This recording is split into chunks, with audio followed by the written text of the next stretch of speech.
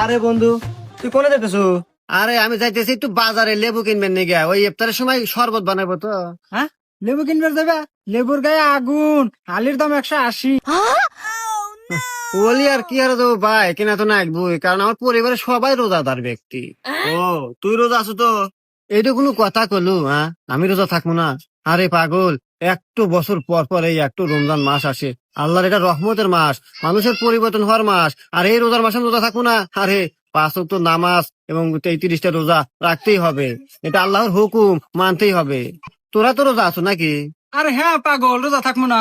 আল্লাহ এইরকম একটা রহমতের মাস দিছে আমাদের মাঝে। নামাজ কালাম রোজা সবকিছু বেশি বেশি করব, ডবল ডবল সওয়াব নেকি সব পাবো আমরা। আর ভাই, একটা বছর পর পর আমাদের মাঝে এই রমজান মাস আসে, বিশাল ইবাদতের মাস। এই মাসে আমরা রোজা নামাজ বেশি বেশি করব এবং বেশি নেকি পাবো। আর আমরাও থাকতেছি আর থাকবো ইনশাল্লাহ। আরে, তোমার কথা শুনে অনেক খুশি হলাম, মনটা ভরে গেল। আমরা মুসলিম ঘরের সন্তান, আমাদের নামাজ রোজা করতেই হবে। আচ্ছা তোরা তো যা, তাহলে আমি একটু বাজার যাবো তো, ওই যে লেবু কিনতে নাকি।